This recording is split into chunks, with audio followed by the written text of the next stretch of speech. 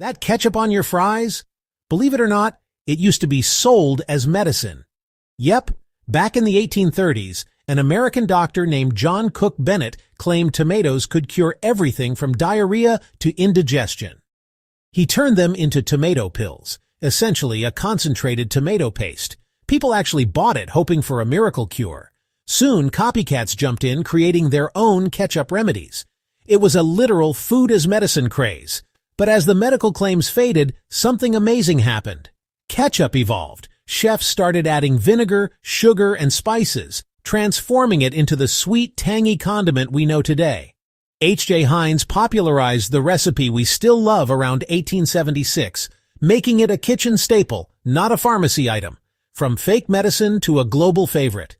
Who knew, right? Your beloved potato chips? They were born from a chef's frustration and a super picky customer.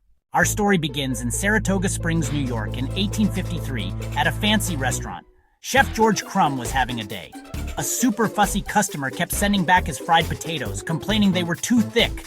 Again and again, the fries came back to the kitchen. Chef Crum was reaching his boiling point. Finally, Crum snapped. In a fit of salty revenge, he sliced the potatoes paper thin, fried them until they were unbelievably crispy, and then he doused them with a ridiculous amount of salt. Let's see him complain about it, he probably thought. But to his absolute shock, the customer loved them. He couldn't get enough of these Saratoga chips. They became famous around the world. This is how a chef's annoyance gave us one of the world's most beloved snacks. From pure spite to pure deliciousness. Amazing, right? That fortune cookie you love, it's not Chinese. It's an American invention with a Japanese past. Our story begins in 19th century Kyoto, Japan. They had a tradition of sujura senbei, or fortune crackers. These were thin, flat cookies, often with fortunes tucked inside, sometimes tied to specific temples. In the early 1900s, Japanese immigrants in California started making these cookies. Some say Makoto Hagiwara of San Francisco's Japanese tea garden popularized them here. They gradually evolved into the familiar folded shape. But how did they end up in Chinese restaurants?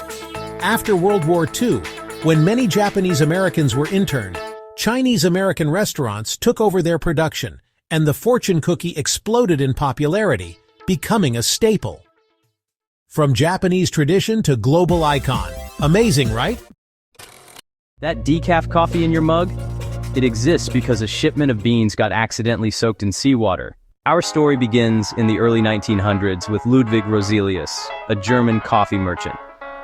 One day, a cargo ship with his coffee beans shipment encountered a storm, flooded with seawater, soaking his entire coffee supply. Most people would just throw them out, but he tasted them. He noticed something incredible. The salt water had leached out the caffeine, but much of the coffee's flavor remained intact.